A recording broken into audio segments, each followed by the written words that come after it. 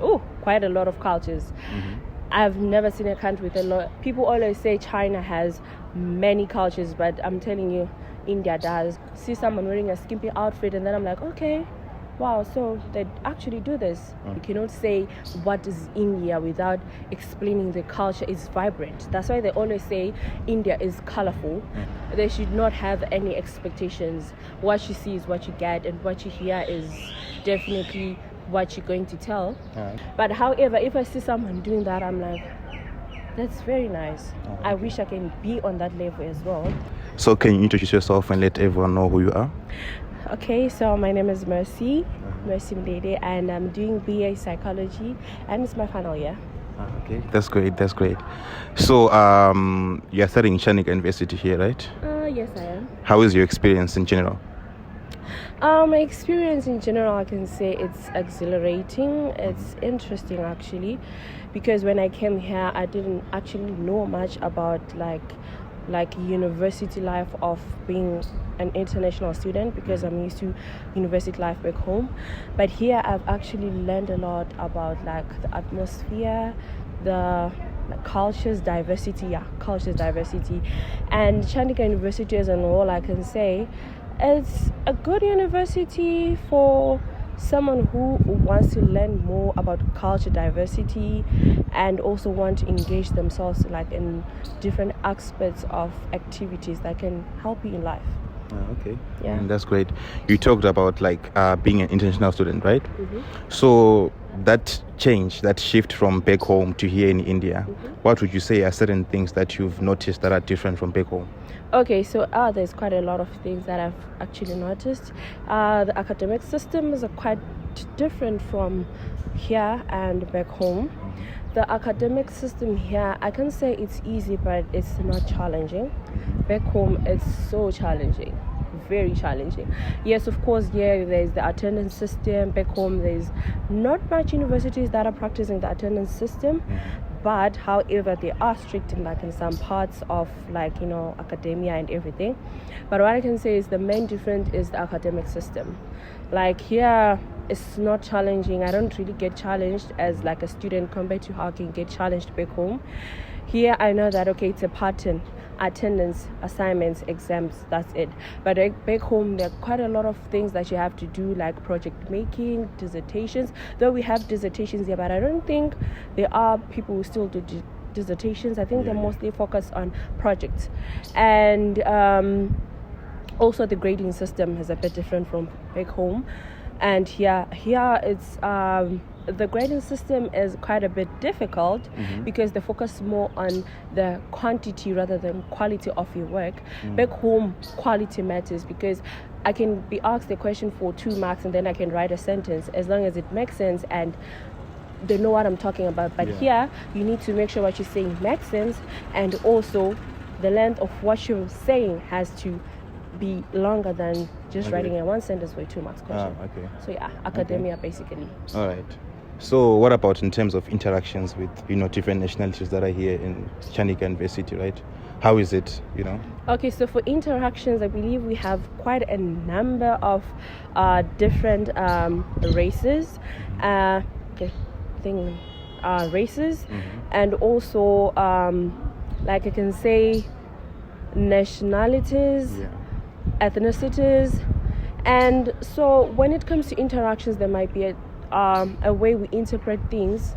Like, okay, for example, we see people talking and then we think they're shouting at each other, but they're not shouting at each other. And because of us back home, that raising your voice means shouting at someone.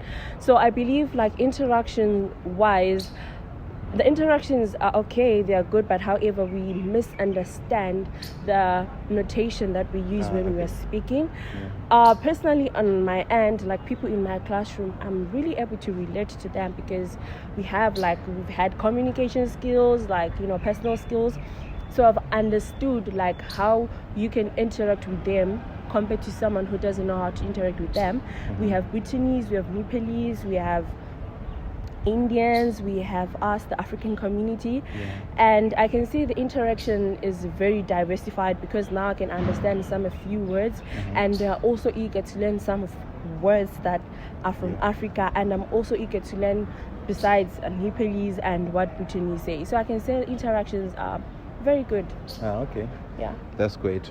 So the question that I really wanted to ask you was about cultural shock that you've experienced here in India. You know, let's start with the culture of India, actually. How do you feel, or what do you think about the culture of India? Okay, so for the culture, I can say India is a place with quite a lot of cultures.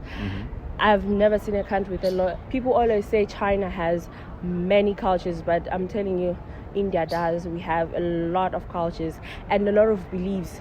Because I thought maybe the most common thing in India was Hindu and everyone is Hindu, but I figured that no, there are a lot of people. There's people from Tamil, people from Punjabi, people from Gujarati, people from like the southern part, which is Mumbai and other places. So I can say the culture is very diversified. You cannot say what is India without explaining the culture. It's vibrant. That's why they always say India is colorful. It's colorful because it's so colored with many cultures. Recently we were celebrating Holi, meaning it's a festival of colors. Those colors do represent India as a whole, because that's how those cultures are diversified. We have red, we have blue, we have orange, we have yellow. You cannot say which one it is, but it's many. Okay. I mean, that's great. And then what about the cultural shock? What do you feel like when you came to India? Is something that you noticed that this is different from back home, and it kind of shocked you, like, oh, they actually do this? Okay, so what we see on TV, I'll definitely tell you this today. What you see on TV is not what happens here. On TV, we always see like, oh, there's ladies draped in saris and everything, respectful and everything, but I can definitely tell you that that's not it. I've seen like a lot of like Indians disrespecting like older people in the road, even in the classroom. Let me not rush from the outside, let me just specify it on the classroom. I always thought that Indians are people who are respectful, people who like believe that like in Hindu there's this thing of like touching your feet. It means that you are respecting them, you are seeing them near to God, right? I always thought that the same thing when I came here. But however, when I'm sitting in the classroom, the teacher says keep quiet, and then someone says something, maybe like something that I can understand. Okay, it's like, oh, you also shut up. And then in my head I'm like, okay, what perception are they showing? Because I thought that they were respectful. And I feel like people from the outside don't know much about like the culture show that Indians portray in movies. They portray another side which is quite different from what I've experienced. I'm not really saying that all of them are the same. All of the people here are different, but from what I have experienced and from what I have seen, it's like a show. It's like you're putting a facade of like, okay, India is like this, but when you come to reality, it's quite different. Because I always thought, okay, Indians, they don't wear shorts. They always wear like saris because they're supposed to cover their borders because they're Muslims. But however, you'll see someone wearing a short, see someone wearing a skimpy outfit, and then I'm like, okay, wow, so they actually do this. I'm not saying that they are not humans and they don't do this, or maybe they are not modernized or something, but I was shocked because I did not expect that. It's something that you cannot expect. I'm like, oh, really, they do that? I'm like, wow, that's shocking. Okay. Yeah. So besides the respect and the dressing and everything, is there something else that is kind of unique that they do that other cultures don't do, compared maybe, let's say, your culture, for instance? Okay, the unique part that I can say is like a religion. I can't say other people that do not like what you call this, they know God and they respect God, and they know a way like to praise Him. But I can say that Indians, they know how, like, their way of respecting their gods is very unique.